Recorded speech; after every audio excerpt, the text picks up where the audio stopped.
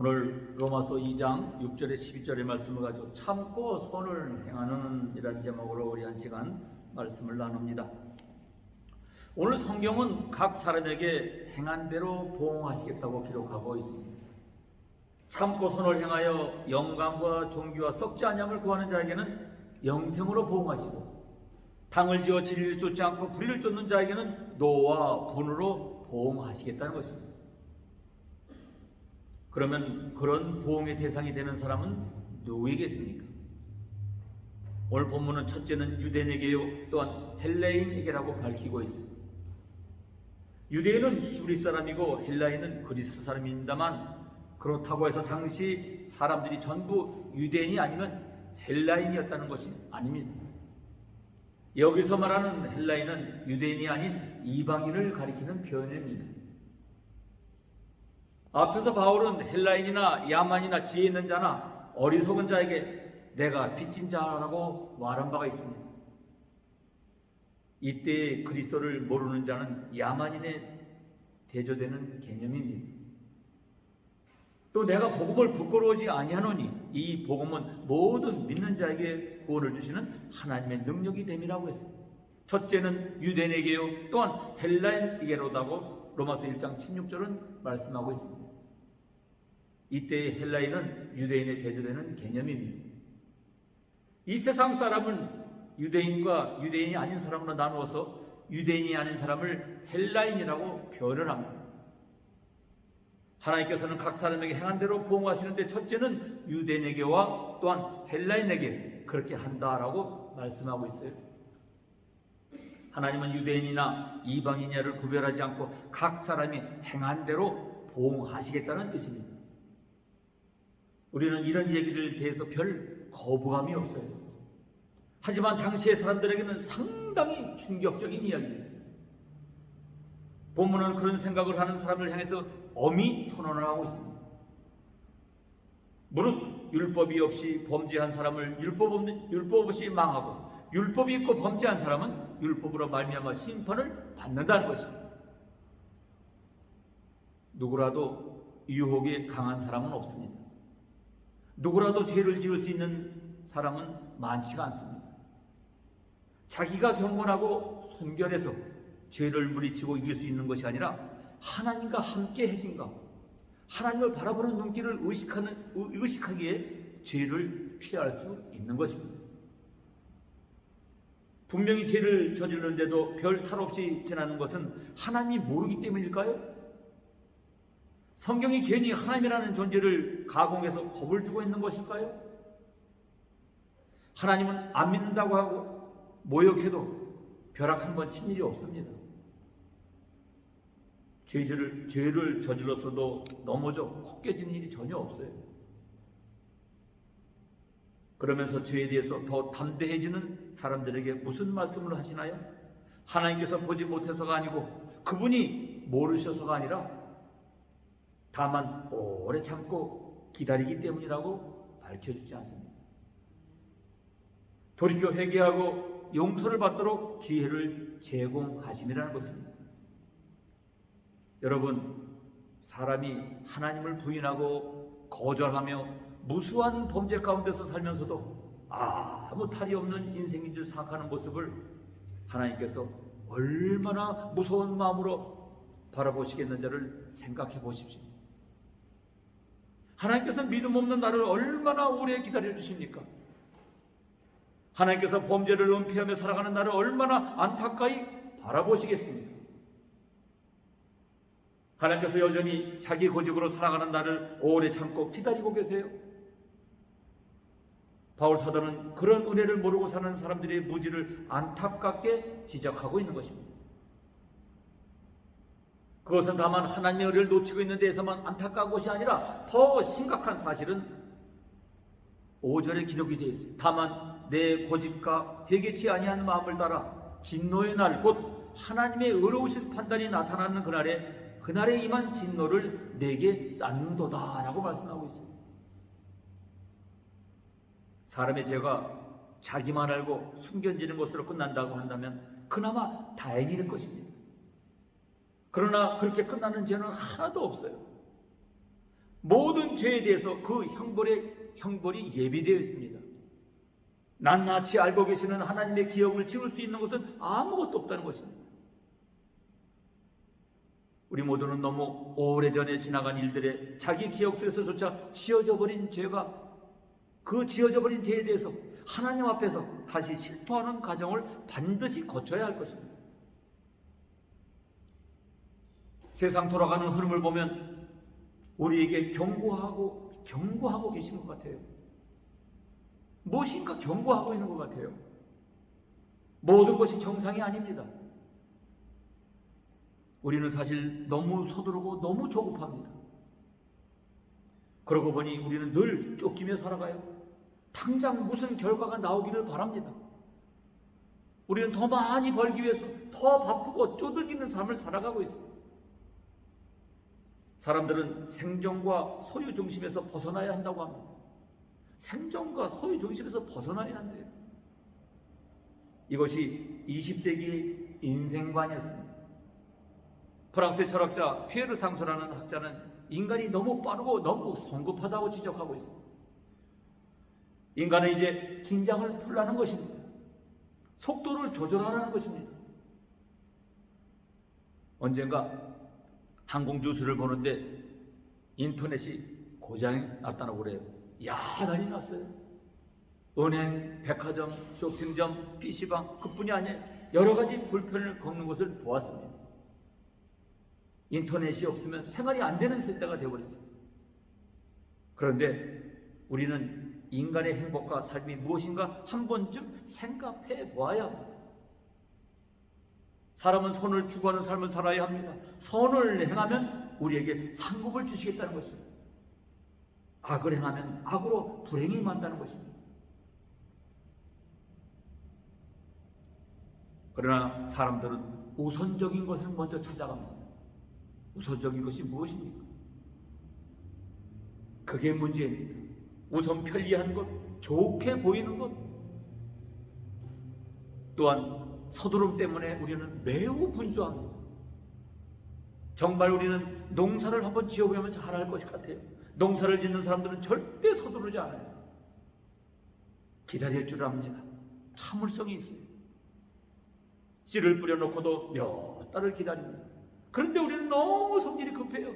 당장 부자가 돼야 한다고 그러고, 당장 출세해야 한다고 그러고, 당장 1등이 되고 싶어 합니다.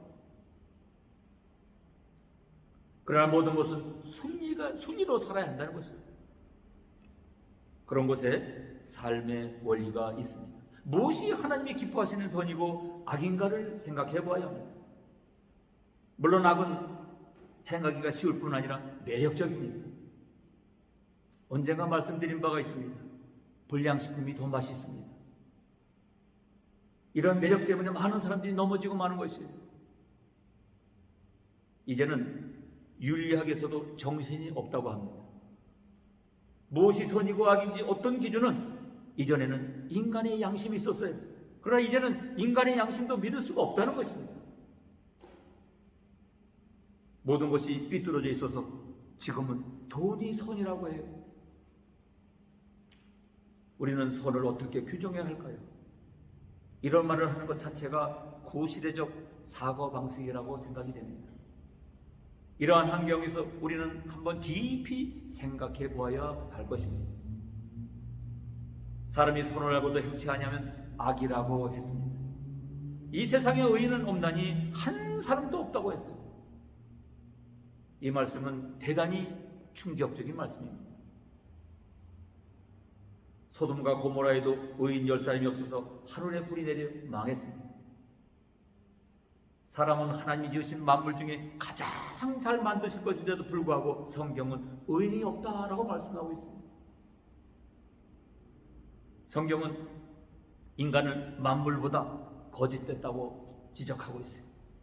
목구멍은 열린 무덤 같다고 했습니다. 앞뒤가 다르다고 했습니다. 말과 행동이 너무 다르다는 것입니다. 우리는 말하는 것에 절반쯤만 해도 얼마나 좋을까? 그래요, 지금 우리는 깊이 생각할 때가 된 것입니다. 여기서 우리는 우리의 위치를 잘 알아야 합니다. 그래서 오늘 저는 선을 행하는 자에게 하나님이 주시는 복에 대해서 함께 은혜를 나누기를 원하는 것입니다. 정말 우리는 이 말씀대로만 살았으면 하는 간절함이 있습니다. 사람이 하나님이 정하신 궤도를 이탈했을 때 우리는 탈선의 위험을 잘 알고 있습니다. 생명을 잃을 수가 있습니다. 내가 갖고 있는 재산상의 손해도 볼 수가 있습니다. 하나님은 우리에게 이런 저는 법을 만들어 주셨어요. 이 법은 지키기 어려운 것들이 아닙니다. 누구나 잘 지킬 수 있는 것인데, 그런데 문제는 욕심이 있어서 지켜지질 않아요. 욕심이 잉태한 적 죄를 낳고 죄가 장상한 적 사망을 낳습니다. 우리가 욕심이 생기면 아무것도 보이질 않아요. 우선 내가 바라는 것을 취하자는 것이죠. 그리고 뒤에는 반드시 후회를 합니다. 그런데 문제는 이런 어리석은 일을 우리가 항상 하고 있다는 사실입니다. 말 쓰지 말을 사는 현대인들의 많은 사람이 자기 상실로 인해 선을 행하는 자가 한 사람도 없다라고 말씀하고 있는 것입니다.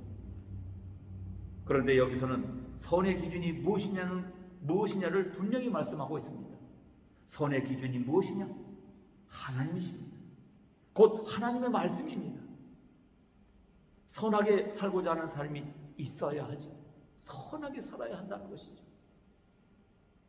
말씀 안에 살고자 노력해야 합니다. 그런데 이리저리 흔들리고 있습니다. 여러분, 상한 갈대처럼 이리저리 흔들리지 마시기를 바랍니다.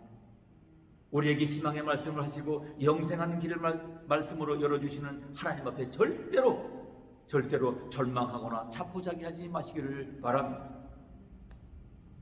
우리는 우리의 힘으로 영생을 얻을 수 없으나 하나님을 믿고 예수 그리스도를 믿으면 영생을 얻을 수가 있는 것입니다. 이 진리를 우리에게 주신 것입니다. 항상 희망을 가져야 합니다. 우리가 선을 알고도 행치 않으면 뭐라고요? 죄라고 했어요. 죄라고. 우리는 이웃에게 사랑을 전합니다. 그게 선입니다. 이웃을 불쌍히 여기고 친히 여깁니다. 그게 선이에요. 여러분, 너무 거창한 것만 생각하지 마세요. 항상 하나님의 선하시고 기뻐하시고 온전한 뜻이 무엇인가를 잘 알아야 한다는 것입니다. 우리는 하나님이 선이십니다. 예수님이 선이십니다. 말씀이 선이에요. 그 말씀이 하라 하시는 대로 살아야 한다는 것입니다. 선을 행하기가 어렵습니다. 방해하는 것들이 많아요. 우리를 괴롭히는 것은 정말 많습니다. 사탄은 늘 우리에게 선에 접근하는 것을 늘 방해합니다. 어느 날 삶 속에서 가깝다는 이웃에게 뜻밖의 이야기를 들을 때, 기가 막히는 상황을 경험할 때 분이 날 때가 있어요. 늘 사탄은 우리를 유혹합니다. 우리의 행복의 방해꾼들입니다. 우리를 죽이는 자들입니다. 우리를 불쌍하게 하는 장본인입니다. 마귀는 인간을 파멸시키려는 수단으로 여러 가지 덫과 함정 등을 만들어 놨지만 그 중에도 가장 강력한 무기는 종교라는 것입니다.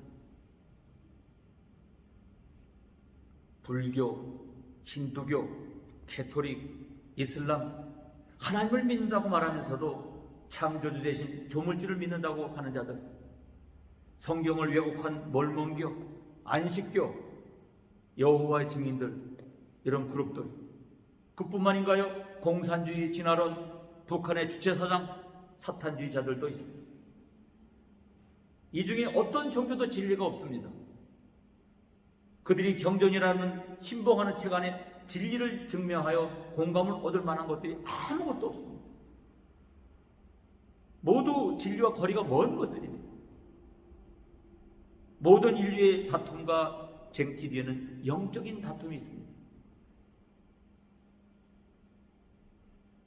우리가 상대하는 존재는 우리 이웃이나 상사가 원수가 아닙니다.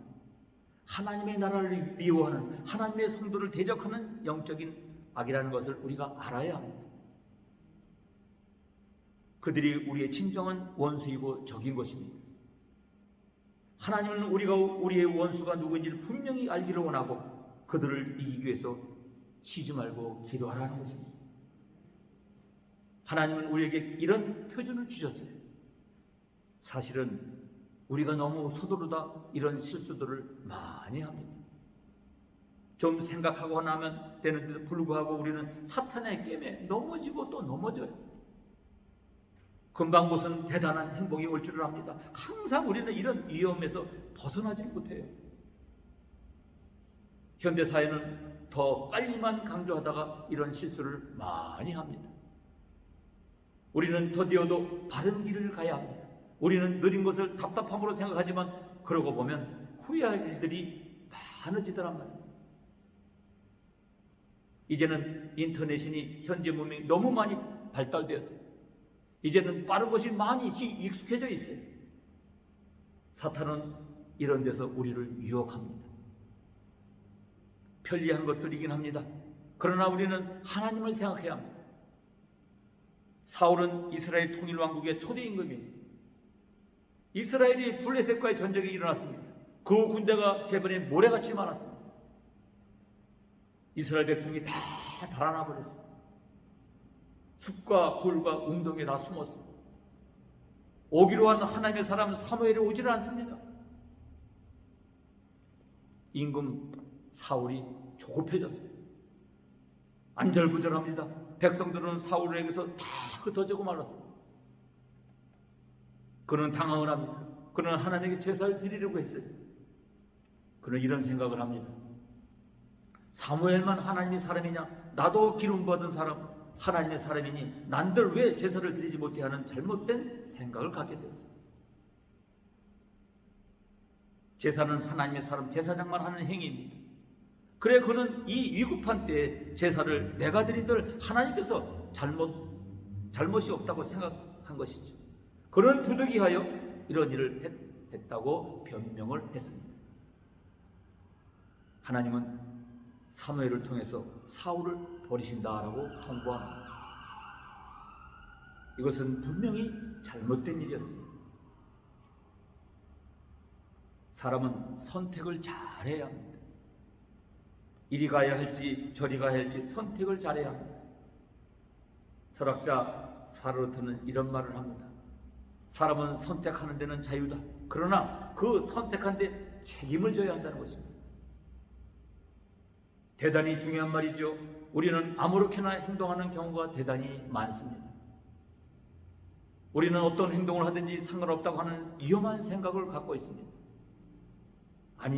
아닙니다. 우리는 어떤 행동하든지 그 행동에 대한 책임을 져야 한다는 사실입니다. 그러기에 여기 선을 행하면 영생을 약속하신다는 것이죠. 반대로 악을 행하면 불행이 닥쳐온다는 것이죠. 하나님의 말씀이 비록 내 마음에 맞지 않아도 따라야 한다는 것입니다. 내 기준에 생각하는 일이 없어야 합니다. 사람은 완전하지가 않습니다. 그리고 내가 하나님의 말씀을 거역할 아무런 자격도 없어요. 하나님은 선을 행하면 영생은 물론이고 우리에게 이름을 존귀하게 해주신다고 약속하고 계십니다. 영광을 주신다고 말씀하고 계십니다. 우리는 사람의 명예가 얼마나 귀한지를 압니다. 호랑이는 죽어서 가죽을 남기고 사람은 죽어서 이름을 남긴다고 그러잖아요. 그런데 이 세상에 살면서 옳지 않은 일을 했을 때 얼마나 부끄럽습니까? 후손들까지도 부끄러움을 당하는 것을 보지 않습니까? 하나님은 선을 행하면 축복을 주시겠다고 하십니다. 오늘 진리가 우리에게 자유를 줍니다. 진리가 무엇입니까? 진리는 예수님이에요. 예수 그리스도. 어느 시대나 진리가 처음 보면 아주 약해 보여요. 그러나 진리는 한 번도 친 적이 없습니다. 우리는 결국 이기는 것입니다. 우리는 깨어 있어야 합니다. 깬다는 것은 하나님의 음성을 듣는다는 것이에요. 가만히 있지 못하는 것이 바로 생명입니다. 사람은 하나님의 소리를 들어야 합니다. 그런데 사람들은 귀를 막고 있어요. 그 소리가 귀찮다는 것입니다. 하나님의 말씀이 귀찮다고 그래요. 정말 위험합니다. 우리는 이 소리를 듣기만 하면 되는 것이 아닙니다. 듣고 그 음성이 무슨 뜻인지를 알아야 합니다. 그 말씀이 무슨 말씀인지를 알아야 해요. 그런데 성경은 이 시대에 보기는 보아도 알지 못하고 듣기는 들어도 깨닫지 못한다는 것이죠. 얼마나 멍청한 사람들입니다. 보면 알아야 합니다. 들으면 깨달아야 합니다. 하나님은 정말 답답하셨을 거예요.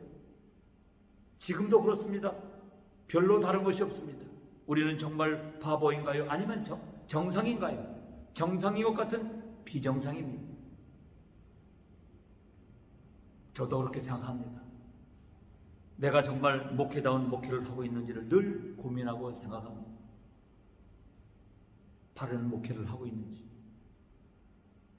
여러분, 귀를 기울여 보세요. 하나님의 음성을 잘 들어보세요. 하나님의 뜻이 무엇인지를 잘 들어보세요. 우리는 하나님의 영광에 참여해야 합니다. 우리는 하나님의 백성입니다. 저는 이런 생각을 늘 갖고 있어요. 정말 우리는 행복한 사람입니다. 여러분은 모두가 택한 하나님의 백성들입니다. 하나님의 사랑을 한없이 받은 사람들이에요.